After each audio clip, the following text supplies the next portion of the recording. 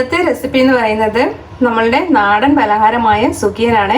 പക്ഷെ ഞാൻ ഈ സുഖിയൻ ഉണ്ടാക്കിയിരിക്കുന്നത് വളരെ കുറച്ച് എണ്ണയിലാണ് ഉണ്ടാക്കിയിരിക്കുന്നത്. ഒരു ഡീപ് ഫ്രൈ അല്ലാതെ വളരെ കുറച്ച് എണ്ണയിൽ ഉണ്ടാക്കിയെടുത്ത സുഖിയനാണിത്. അപ്പൊ എണ്ണയൊക്കെ കഴിക്കാൻ പാടില്ലാത്തവർക്കൊക്കെ ട്രൈ ചെയ്യാൻ പറ്റിയ നല്ല ഒരു റെസിപ്പിയാണിത്. അപ്പൊ നമുക്ക് നോക്കാം ഇത് എങ്ങനെ ഉണ്ടാക്കുന്നതെന്ന്. അപ്പം ഞാൻ ഈ ഒരു സുഖിയന് വേണ്ടിയിട്ട് 1 കപ്പ് ചെറുപയറാണ് എടുത്തിരിക്കുന്നത്. അപ്പം ആദ്യം നമുക്ക് ഈ ചെറുപയർ നന്നായിട്ടൊന്ന് വേവിച്ചെടുക്കാം. അപ്പം നമുക്ക് ഈ ചെറുപയർ കുക്കറിലേക്ക് ഇട്ട് കൊടുക്കാം. ഇതിലേക്ക് നമുക്ക് വേകാൻ ആവശ്യത്തിനുള്ള വെള്ളം ഒഴിച്ചു കൊടുക്കാം.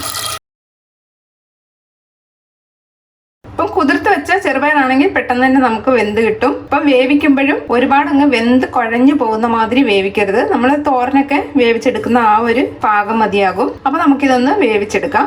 അപ്പൊ ഈ പയറൊന്ന് വേവുന്ന സമയം കൊണ്ട് നമുക്ക് ഇതിന് വേണ്ടിയിട്ടുള്ള ഒരു ബാറ്റർ ഒന്ന് റെഡിയാക്കി എടുക്കാം. അപ്പോൾ ഈ പാത്രത്തിലേക്ക് നമുക്ക് ഗോതമ്പ് പൊടി ഇട്ട് കൊടുക്കാം. ഇപ്പോൾ ഗോതമ്പ് പൊടിക്ക് പകരം നിങ്ങൾക്ക് മൈദ ചേർത്ത് കൊടുക്കാം.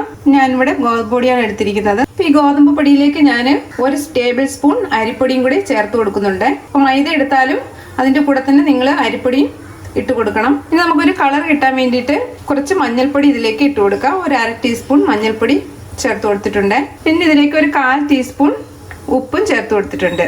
ഉപ്പും ഒരുപാട് കൂടണ്ട. ഇനി ഇതെല്ലാം കൂടെ ഒന്ന് മിക്സ് ചെയ്യാം. നമുക്കിത് കുറേശ്ശെ വെള്ളം ഒഴിച്ച് ഒന്ന് കുഴച്ചെടുക്കാം. അപ്പോൾ ഒരുപാടങ്ങ് ലൂസായിട്ട് ബാറ്റർ ഉണ്ടാവരുത്. നമ്മൾ ഇഡ്ഡലി മാവിൻ്റെ ഒക്കെ ഒരു പാകത്തിൽ കലക്കിയെടുത്താൽ മതി. ഇപ്പം ബാറ്റർ ഞാൻ നന്നായിട്ട് മിക്സ് ചെയ്ത് വെച്ചിട്ടുണ്ട്. അപ്പം ഈ ഒരു പാകം മതിയാകും. ഒരുപാടങ്ങ് ലൂസായി പോകരുത്. നമ്മളെ ഇഡ്ഡലി മാവിൻ്റെ ഒക്കെ ആ ഒരു ലൂസ് മതിയാകും. ഇപ്പം പയർ ഞാൻ നന്നായിട്ട് വേവിച്ചെടുത്തിട്ടുണ്ട്. ഒരുപാടങ്ങ് വെന്ത് കുഴഞ്ഞു പോകാതെ ഈ ഒരു പാകത്തിന് വെന്ത് കിട്ടിയിട്ടുണ്ട്. ഇനി നമുക്കിതൊന്ന് മിക്സ് ചെയ്തെടുക്കാം. ഇപ്പം ഞാൻ സ്റ്റൗ കത്തിച്ച് ഒരു പാൻ അടുപ്പിൽ വെച്ചിട്ടുണ്ട്. അതിലേക്ക് നമുക്ക് ഈ ചെറുപയർ വേവിച്ചത് ഇട്ട് കൊടുക്കാം. അപ്പം വെള്ളം ഉണ്ടെങ്കിൽ അതൊന്ന് ഊറ്റിയെടുത്തിട്ട് പയർ മാത്രം ഇതിലേക്ക് ഇട്ട് കൊടുക്കുക. ഇനി ഞാൻ ഈ പയറിലേക്ക് ഇതിന് മധുരത്തിന് ആവശ്യത്തിനുള്ള ശർക്കര ഇട്ട് കൊടുത്തിട്ടുണ്ട്. ഇപ്പം കല്ലൊക്കെ ഉണ്ടെങ്കിൽ ശർക്കരയിൽ കല്ലൊക്കെ ഉണ്ടെങ്കിൽ നിങ്ങൾ ഒന്ന് പാവ് കാച്ചി അരിച്ചെടുത്തിട്ട് പയറിലേക്ക് ഒഴിച്ചു കൊടുത്താൽ മതി. അധികം വെള്ളം ചേർക്കാതെ നല്ല തിക്കായിട്ടുള്ള ഒരു പാവ് അരിച്ചെടുത്ത് ഇതിലേക്ക് ചേർത്ത് കൊടുക്കാം. അപ്പം ഇത് കല്ലൊന്നും ഇല്ലാത്ത ശർക്കര ആയതുകൊണ്ടാണ് ഞാൻ ഡയറക്റ്റായിട്ട് ഇതിലേക്ക് ഇട്ട് കൊടുത്തിരിക്കുന്നത്. അതേപോലെ തന്നെ മധുരവും നിങ്ങളുടെ ഇഷ്ടത്തിന് ചേർത്ത് കൊടുക്കാം. ഇനി ഞാൻ ഇതിലേക്ക് 1/2 കപ്പ് തേങ്ങ ചേർത്ത് കൊടുക്കുന്നുണ്ട്. ഇനി ഇതിലേക്ക് ഏലക്ക പൊടിച്ചത് ചേർത്ത് കൊടുക്കാം. പിന്നെ ഞാൻ ഇതിലേക്ക് 1/2 ടീസ്പൂൺ നല്ല ജീരകം വറുത്ത് പൊടിച്ച പൊടി ഇട്ട് കൊടുക്കുന്നുണ്ട്. ഇപ്പം നിർബന്ധമൊന്നുമില്ല, ടേസ്റ്റ് ഇഷ്ടമുണ്ടെങ്കിൽ ഇട്ട് കൊടുത്താൽ മതി. ഇനി ഇതെല്ലാം കൂടെ നമുക്ക് നന്നായിട്ടൊന്ന് മിക്സ് ചെയ്തെടുക്കാം. ഈ ശർക്കരയുടെ മധുരം ഈ തേങ്ങയിലും പയറിലും ഒക്കെ ആവുന്ന മാതിരി നന്നായിട്ടൊന്ന് മിക്സ് ചെയ്യാം.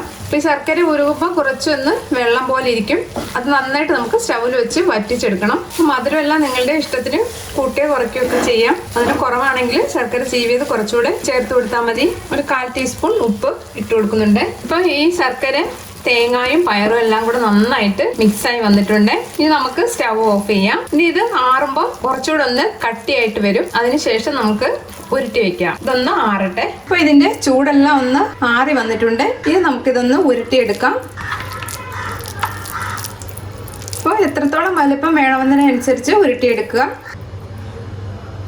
ഇപ്പൊ ഈ ഉരുളയെല്ലാം ഞാനൊന്ന് ഉരുട്ടിയെടുത്തിട്ടുണ്ട്. ഇനി നമുക്കിത് മാവിൽ മുക്കി ഒന്ന് ഫ്രൈ ചെയ്തെടുക്കാം. അപ്പൊ ഇത് ഞാൻ ഫ്രൈ ചെയ്യുന്നത് ഇതേപോലെ ഒരു ഉണ്ണിയപ്പ ചട്ടിയിലാണ്.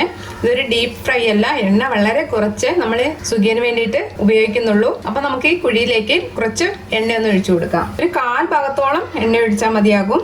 ഇനി നമ്മൾ നേരത്തെ തയ്യാറാക്കി വെച്ചിരുന്ന മാവിൽ മുക്കിയിട്ട് ഇതിലേക്ക് ഇട്ട് കൊടുക്കുക. അപ്പൊ മാവ് നന്നായിട്ടൊന്ന് ഇതേപോലെ ഒന്ന് കോട്ട് ചെയ്തിട്ട് എണ്ണയിലേക്ക് ഇട്ട് കൊടുക്കാം. ആദ്യം ഇട്ടത് നമുക്കൊന്ന് മറിച്ചിട്ട് കൊടുക്കാം.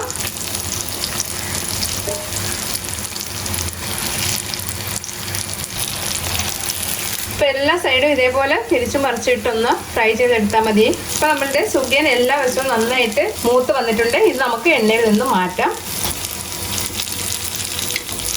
ഇപ്പൊ നമ്മളുടെ ടേസ്റ്റി ആയിട്ടുള്ള സുഖിയൻ റെഡി ആയിട്ടുണ്ട്. വളരെ കുറച്ച് എണ്ണയിൽ ഇത് ഉണ്ടാക്കിയെടുത്തിരിക്കുന്നത്. അപ്പം നിങ്ങൾ ഇതേപോലെ ഒന്ന് ട്രൈ ചെയ്യുക. അപ്പോൾ ഈ റെസിപ്പി ഇഷ്ടമായിട്ടുണ്ടെങ്കിൽ ഒന്ന് ലൈക്ക് ചെയ്യാനും സബ്സ്ക്രൈബ് ചെയ്യാനും ഷെയർ ചെയ്യാനും മറക്കല്ലേ. താങ്ക്